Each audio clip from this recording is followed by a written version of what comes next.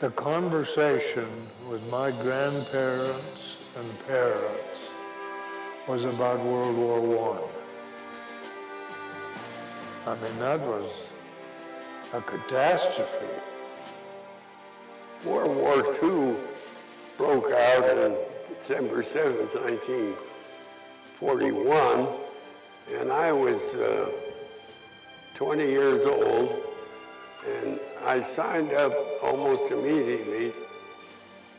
My son, he and I were fishing one day, and we were about 10 yards apart. He looked over and said, "Hey, Dad, thanks." I said, "For what?" He said, "Everything I've ever had in my life, I've had to work for, and you taught me that." Peace and prosperity doesn't come without a generation that makes it possible. Of course, Memorial Day to the military is always a very important day. I've always felt it was a privilege to be able to serve a country that had a constitution that guaranteed rights to all people. Now, we've been a long time getting there, and we still have ways to go yet. But our Constitution, as it is written, is a thing of beauty, and it needs to be defended.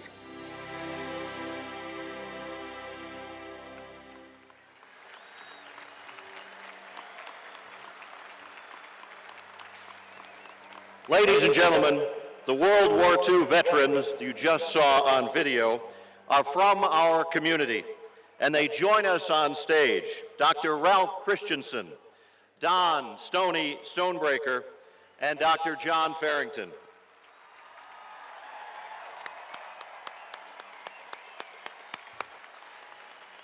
Their presence and their stories remind us of those who paid the ultimate sacrifice in World War II. Please again show your appreciation for those that served and sacrificed in World War II, the greatest generation.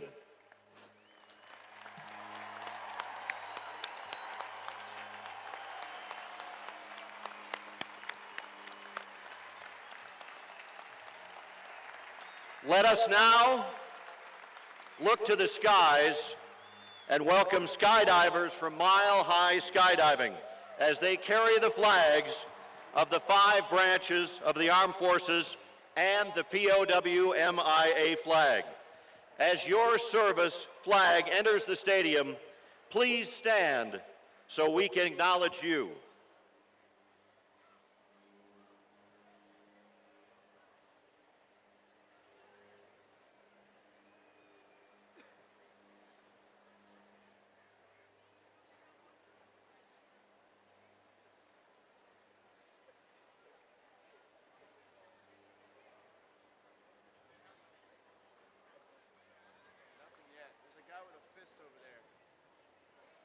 Ladies and gentlemen, here comes the U.S. Army flag carried by Kenyon Sallow.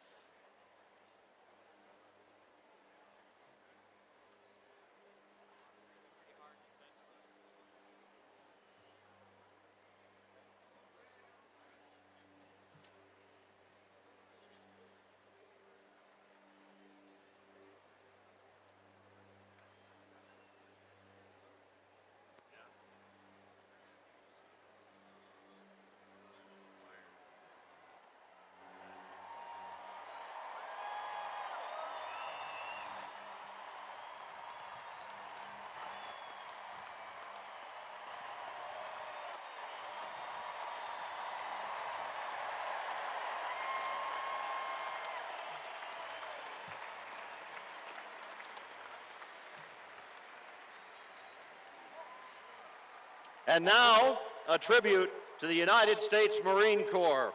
The Marine Corps flag is carried by Travis Annemeyer.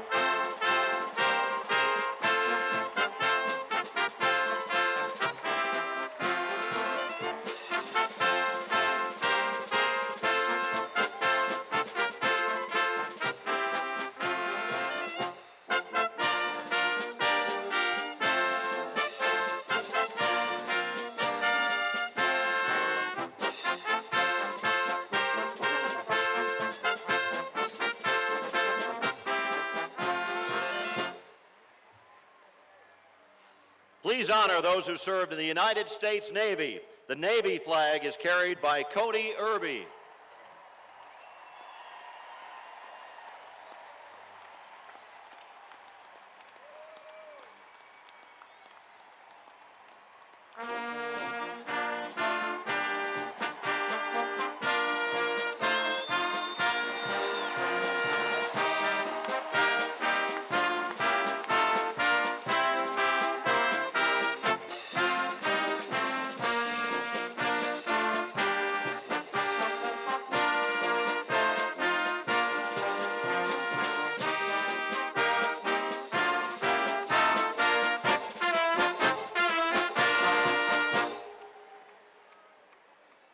Join us in recognizing the U.S. Air Force. The Air Force flag is carried by Byron Dormeyer.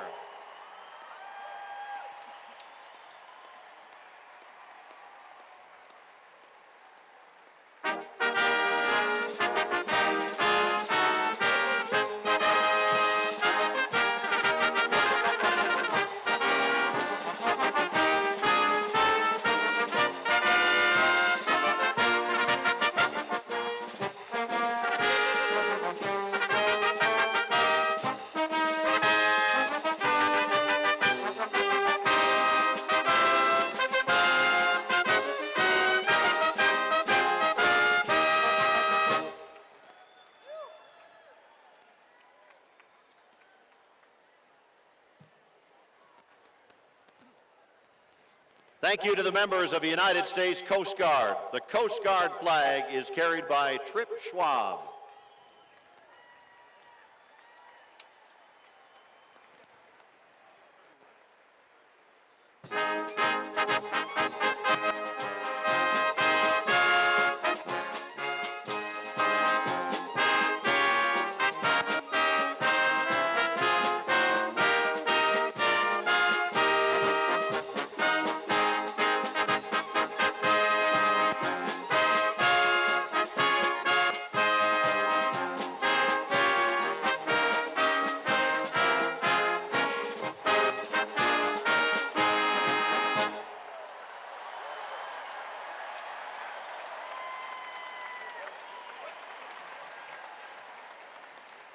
And ladies and gentlemen, please remember our prisoners of war and those missing in action. The POW flag is carried by Gary Mancuso, and our Stars and Stripes will enter the stadium with the team captain, Dave Billings.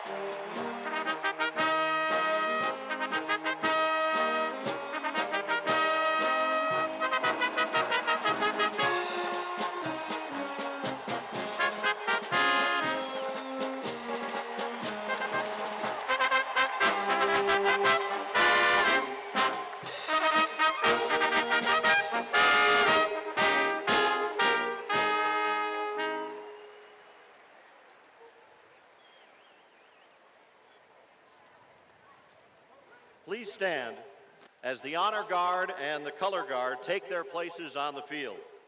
Military details are led by Marine Corps Combat Logistics Squadron 453, the United States Coast Guard Recruiting Command, and supported by Naval ROTC, as well as Army, Marine Corps, Navy, and Air Force recruiting commands.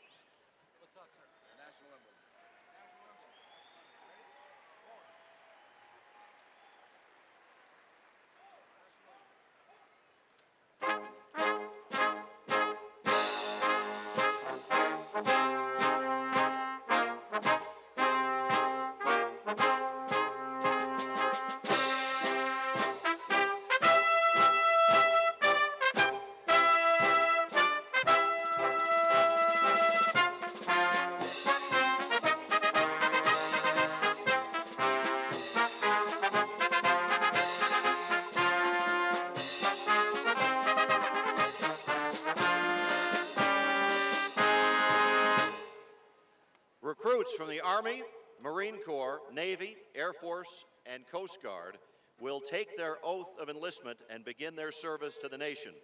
Brigadier General James Taylor, United States Army, will administer the oath. He is a military intelligence specialist who currently serves in Colorado Springs as the Northern Command Deputy Director of Strategy, Policy, and Plans. General Taylor raced the Boulder Boulder this morning with the military wave. The oath that we take is an extraordinary thing. It's not made to an individual or to a government. It's made to a principled document, the Constitution of our country. It establishes our freedoms that we enjoy, freedoms that don't exist anywhere else in this world. So I think that it is entirely appropriate that we as a nation pause and hold in memory those who have sacrificed life and limb in its service.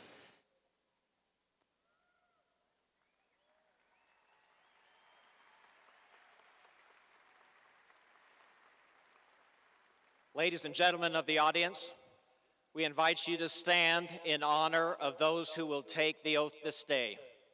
And if any of you are veterans and would like to reaffirm your oath, we invite you to join us. As you know, there is no end date.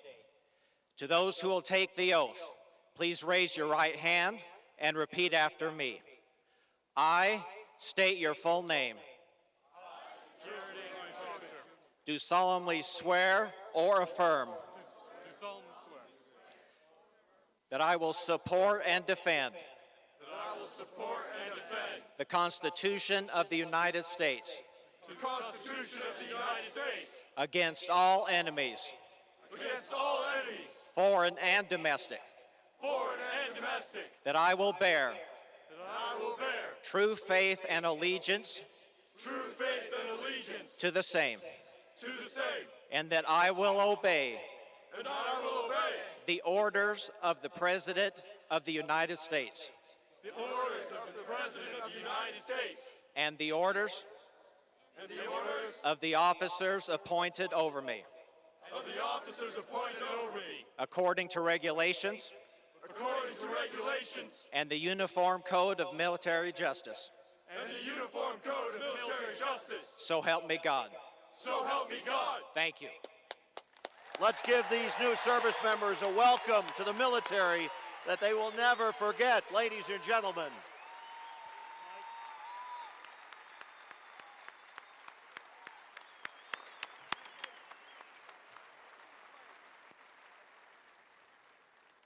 Today, we remember those Americans who gave their lives in the United States Special Forces. They are called names like Green Berets, Navy SEALs, Parajumpers, Marine Force Recon, Delta Force, and many, many others. They operate in the shadows. Many remain in the shadows, unable to return. We are joined on stage by retired Army Special Forces Lieutenant Lee Van Arsdale and retired Navy SEAL Lieutenant Commander Chuck Chaldikas. Colonel Van Arsdale graduated from the Military Academy at West Point in 1974. He claims he was born either too early or maybe too late. He was too young for Vietnam and retired before 9/11. But he was in the thick of everything that happened in between and spent 11 years of his long career in the Delta Force. He was a member of the team that handcuffed Noriega in 1990. In 1993, he proved a critical leader in Mogadishu. Please turn your attention to Buff Vision. The sounds of the water falling in retired Army Colonel Lee Van Arsdale's backyard is his spot of solitude. I enjoy this more than your average person would. For him, the serenity here is much different than the streets of Mogadishu, Somalia, 22 years ago.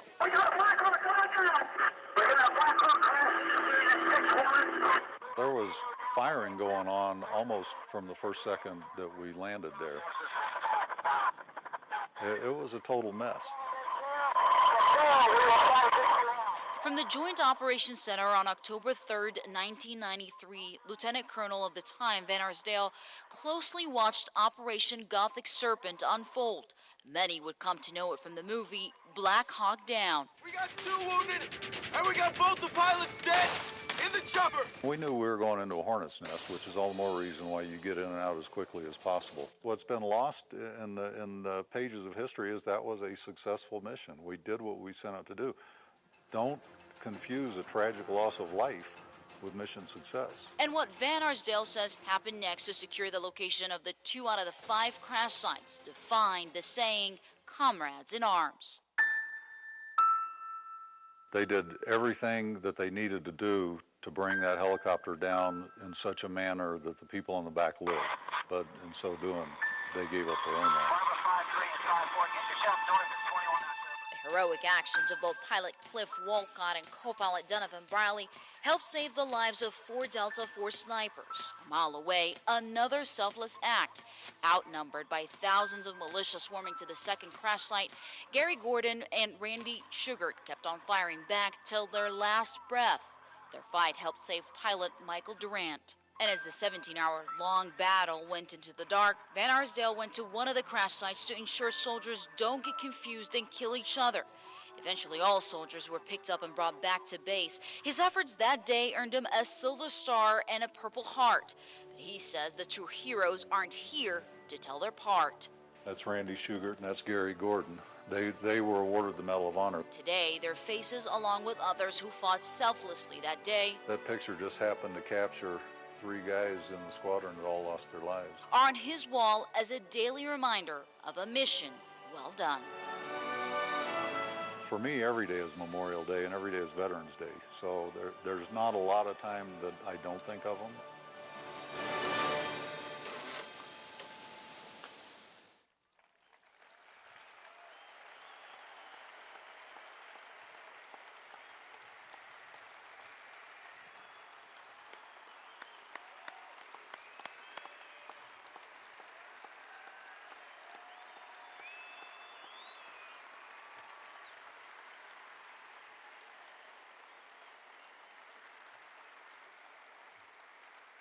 Lieutenant Commander Chuck Chaldekas served as the most respected category of Navy leaders, from an enlisted sailor to naval officer, also known as a Mustang. He came up in the enlisted ranks, earning the coveted title of Navy Chief before becoming an officer.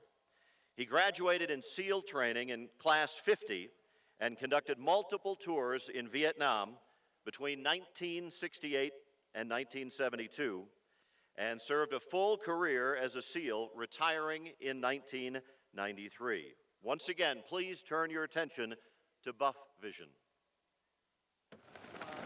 Anyone who dies serving their country should be memorialized for the ultimate sacrifice that they have made. The land became less and less solid. For Chuck Chaldekas, the Vietnam Unit Memorial Monument at Naval Base Coronado in San Diego is more than a tribute to those who died. It's a passion. It's our intention to make sure that people are educated and know about the sacrifices that each one of these people have made for our community, for our country, for our military. There are 1,100 names on this wall. 40 of them were Chaldika's friends, 3 of them members of his own SEAL platoon. There's Toby and John Derlin, Jack Donnelly, and there's me. They met in SEAL training, something Chaldika signed up for after a tour in Vietnam aboard the USS Yorktown. There was a notice in there that said, we need guys to run down the beach, swim in the ocean, jump out of airplanes, and that sounded a lot better than being on a ship. It was not unlike what's going on today with Iraq and Afghanistan. In an attempt to help the government of Vietnam, we sent people there to support their government. I went as a SEAL because I felt we needed to do that. And everyone in my platoon felt the same way. Unfortunately, 3 of our members didn't come home. Like other members of Chaldika's platoon, those men were more than people he served with. The issue is, when you train that extensively, every one of those people in your training class, in your platoon, become brothers to you. They're family. A family he visits often. Officially retired from the Navy, Chaldikas is now the Safety Operation Manager for the Naval Special Warfare Command, and works just down the way from the wall. And just knowing these people on the wall here was one of the most fortunate circumstances I've had in my life.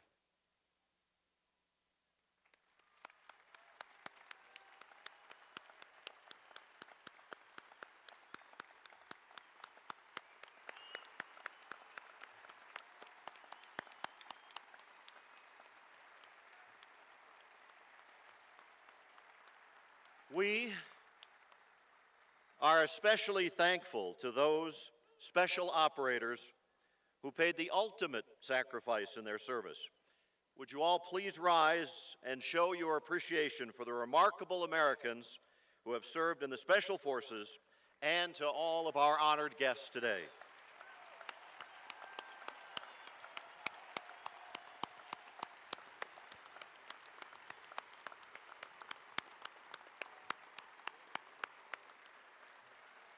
Ladies and gentlemen, please remain standing and join us in remembering our fallen heroes. The 21-gun salute is presented by Marines from the University of Colorado Naval ROTC and Marine Combat Logistics Battalion 453.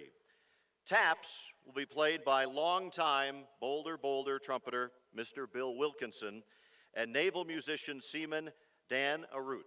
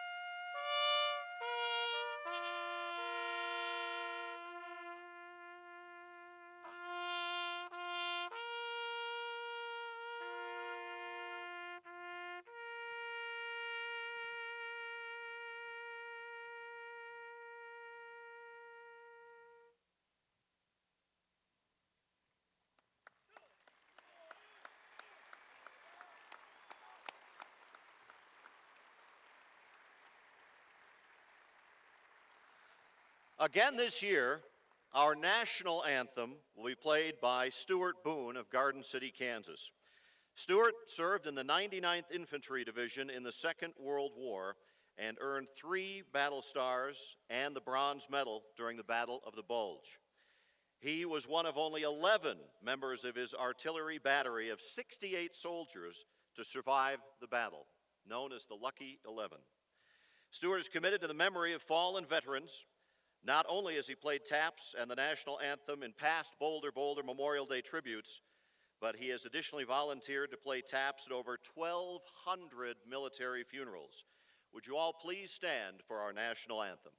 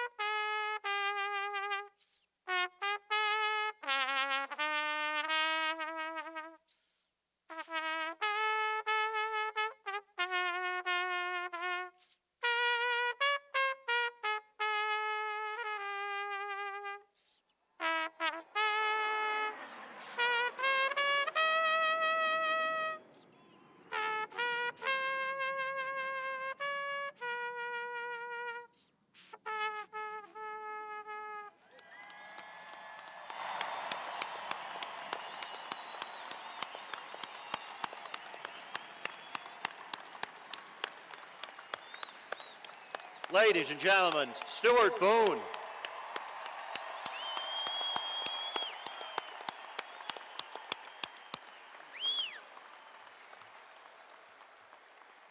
Our flyover jets were provided by the 120th Fighter Squadron with the Air National Guard at Buckley Air Force Base in Aurora.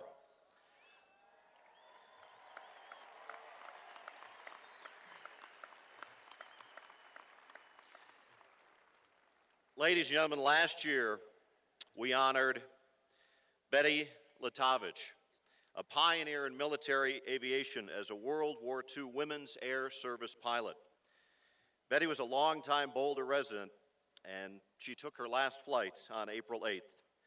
We honor her memory and her service. The nation